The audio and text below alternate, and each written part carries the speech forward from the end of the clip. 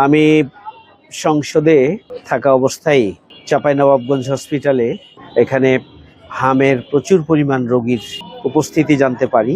এখান থেকে আমাকে জানানো হয়, আবার সোশ্যাল মিডিয়ার মাধ্যমেও জিনিসটি আমার কাছে আরো বেশি ক্লিয়ার হয়েছে। নগদ নিয়ে এলো হার না মানা হার অফার। সর্বনিম্ন 10,000 টাকা রেমিটেন্স নগদে পাঠালে থাকছে স্বর্ণের হার জেতার সুযোগ। তো হামের এই প্রকোপ চাঁপাইনবাবগঞ্জে বেশি।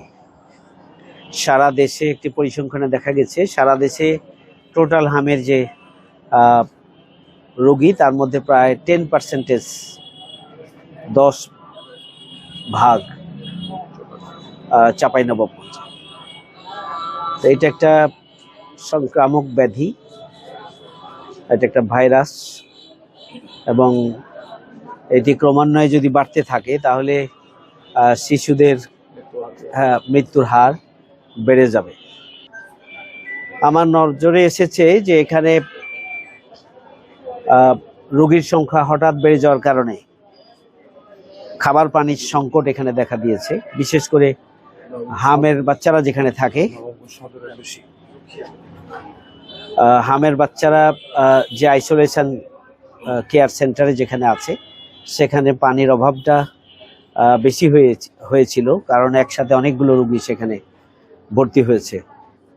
এই বিষয়টা আমার নলেজে আসার সাথে সাথে আমি হসপিটালের সুপার সাহেবকে আমি ফোন দিয়েছি সেখান থেকেই, এবং তাৎক্ষণিকভাবে বিষয়টি পদক্ষেপ গ্রহণের জন্য আমি নির্দেশনা দিয়েছি। সাথে সাথেই তিনি পদক্ষেপ নিয়েছেন। একটা পানির সেখানে একটা পানির ফিল্টার বসানো হয়েছে। আর আসলে হসপিটালে বিভিন্ন জায়গায়, কারণ এখানে তো 250 বেডের হসপিটাল, রুগী ভর্তি থাকে 6 থেকে 750 পর্যন্ত, রুগীর সাথে যারা থাকে হাজার হাজার লোকের সমাগম। তো আমি এখানে যেহেতু শিশু বাচ্চাদের হামের প্রকোপ বেশি এবং আমাদের সদর উপজেলায় সবচেয়ে বেশি, আমি সংসদের অধিবেশন শেষ করার পরেই চাঁপাইয়ের উদ্দেশ্যে আজকে সকালে রওনা দিয়েছি, এবং সকালে এসেই আমি এখানে উপস্থিত হয়েছি। হাসপাতাল ভিজিট করলাম। আসলে সরকারি হাসপাতালের পরিবেশগত যে সমস্যা সেটা তো আছেই। এখানে ইতিমধ্যেই আমাদের 100 বেডের হসপিটাল, এখানে 750, 600 থেকে 750 রোগী থাকে।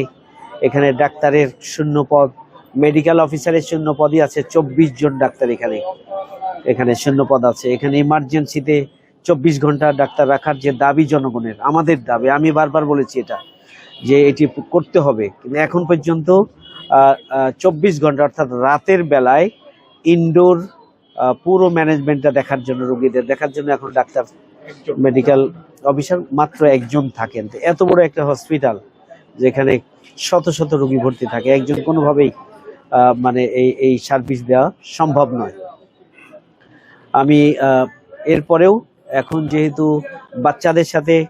বাচ্চাদের এই হামের প্রকোপ বেড়ে গিয়েছে, যতই কষ্ট হোক এখানে ডাক্তারদের নিয়মিত ডাক্তার থাকার ব্যাপারটা কষ্ট করে হলেও, বেশি ডিউটি পালন করে হলেও অতিরিক্ত ডিউটি পালন করে এই রোগীদের সেবাটা নিশ্চিত করার জন্য আপনারা পদক্ষেপ নেবেন বলে আমি মনে করি। আমি সেই ব্যাপারে বিশেষভাবে সুপার সাহেব এবং আবাসিক ডক্টর এখানে উপস্থিত আছেন, আমি তাদের প্রতি অনুরোধ করছি। সরকারের প্রতি অনুরোধ জানাতে চাই, চাঁপাইনবাবগঞ্জ সদর হসপিটাল, এমনি চাঁপাইনবাবগঞ্জ অবহেলিত জনপদ, এই অবহেলিত জনপদে দীর্ঘদিন 250 বেডের হসপিটাল, এখানে মাত্র 100 বেডের খাবার সহ সার্বিক ডাক্তার এবং স্টাফ সব মিলে এখানে 100 বেডের সুবিধাটা ছিল।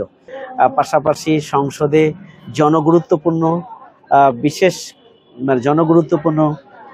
বিষয় হিসাবে সংসদে নোটিশ উপস্থাপনের জন্য আমি ইতিমধ্যে জমা দিয়েছি, এবং এখানে যে 250 বেডের হসপিটালকে 500 বেডে পরিণত করার দরকার, এবং এখানে 52% এখন ডাক্তার, মানে শতকরা 52% ডক্টরের যে ঘাটতি এখানে রয়েছে, সেই ঘাটতিটাও পূরণের জন্য আমি এই জনগুরুত্বপূর্ণ বিশেষ নোটিশের মধ্যে আমি উল্লেখ করেছি।